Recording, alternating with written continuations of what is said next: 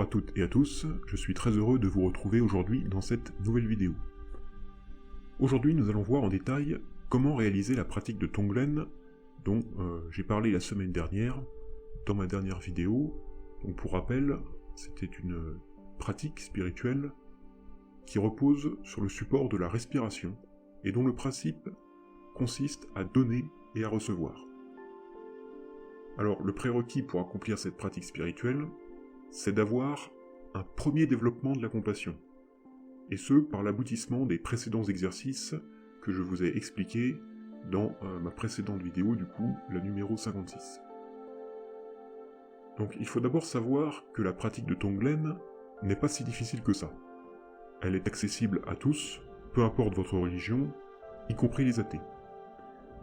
Mais alors du coup, comment traduire le principe de donner et recevoir ? La pratique de Tonglen, c'est en fait une pratique spirituelle qui va nous faire prendre sur soi les douleurs et les souffrances des autres, pour ensuite leur donner notre bonheur, notre joie et la paix de notre esprit. Et pour ce faire, on va solliciter notre respiration. En effet, Tonglen repose sur le principe de dualité, donner et recevoir. La respiration également repose sur une dualité, inspirer et expirer. La respiration est donc un support qui permet d'exploiter la pratique comme je vous le disais. Au premier abord, prendre sur soi la souffrance des autres peut sembler vraiment simplet, surtout les souffrances telles que les maladies mortelles.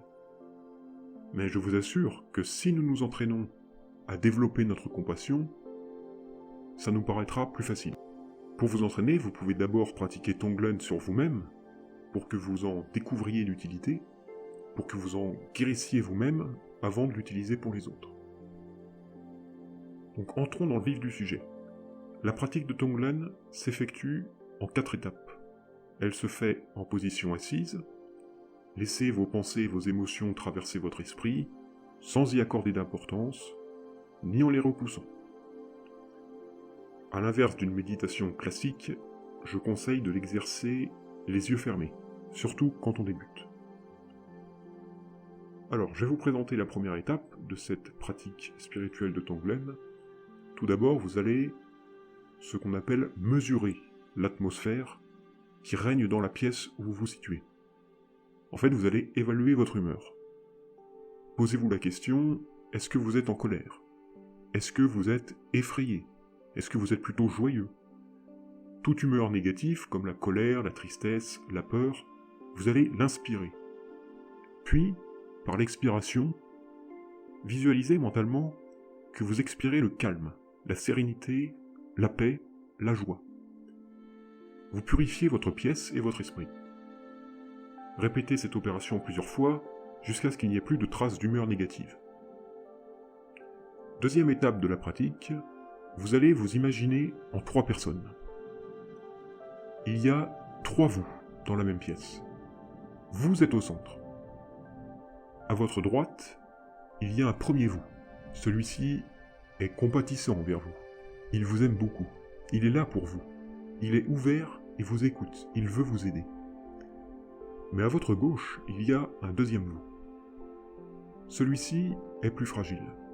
Il est en colère parce qu'à l'intérieur de lui, il a toutes les souffrances de votre esprit. Il est blessé. Il a reçu toutes les insultes que vous avez reçues dans votre vie, toutes les violences et toutes les difficultés. Et puis, au centre, il y a vous-même, qui êtes les deux à la fois. Commencez par inspirer. Et en inspirant, imaginez que le premier vous à votre droite agit sur le deuxième vous à votre gauche en accueillant, en recevant toutes ces souffrances. Le vous à votre gauche se libère, tandis que le vous à droite embrasse toutes les difficultés, accueille tous les malheurs. Le premier vous à droite ne souffre pas, puisqu'il est compatissant de nature. Il est désireux d'aider. Ensuite, expirez. Et en expirant, imaginez que le vous de droite diffuse la totalité de son amour, sa sérénité, sa paix, sa joie, tout son bonheur vers le vous à gauche qui se sent guéri. Dans la troisième étape, les deux vous à vos côtés sont purifiés et reviennent à l'intérieur de vous pour ne former qu'un seul. Vous êtes purifié parce que la pratique Tonglen s'est appliquée à vous-même, vu que vous avez formé l'unicité. Vous venez d'exercer Tonglen à vous-même. Maintenant, à travers cette troisième étape, nous allons appliquer Tonglen vers une autre personne que nous. Reprenez en mémoire un souvenir d'un instant que vous regrettez, d'une situation qui vous a rendu coupable. Si vous l'avez trouvé, inspirez. Par l'inspiration, vous prenez conscience de votre responsabilité. Vous prenez en charge vos actions, sans essayer d'apporter une quelconque explication. Lorsque vous avez reconnu votre faute, vous pouvez commencer à demander pardon. Expirez. Par l'expiration, faites diffuser la réconciliation et la guérison. Donc, pour résumer, vous inspirez vos fautes et vous expirez le pardon. Pour ça, Tonglen est très utile parce qu'il nous donne toute la force nécessaire d'aller demander le pardon auprès de la personne à qui vous avez pu causer du tort dans votre passé. Enfin, la quatrième étape, pensez à une personne qui souffre et que vous aimez. Donc vous allez commencer par inspirer.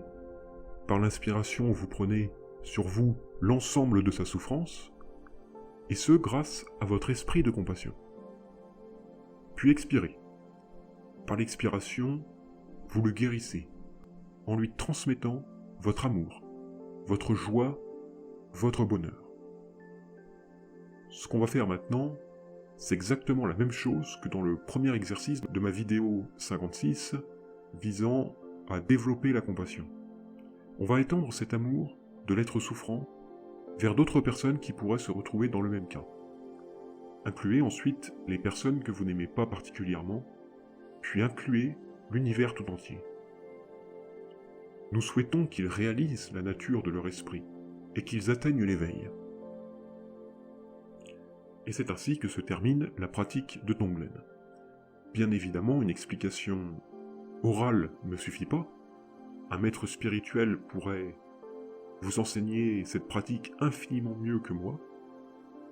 Vous avez pu voir tout de même que la pratique repose sur la respiration, mais aussi en grande partie sur une visualisation mentale. En vérité, cette visualisation est beaucoup plus vaste lorsque l'on s'entraîne sur Tonglen. Ce que je vous ai présenté, ce sont surtout les dispositions de la pratique, comme une préparation ou une introduction. Ainsi, ma prochaine vidéo concernera à nouveau la pratique de Tonglen, mais vous allez voir, ce sera dans un contexte différent. Vous pourrez observer toutes les différences avec aujourd'hui. Je vous remercie donc pour votre écoute et on se retrouve la semaine prochaine.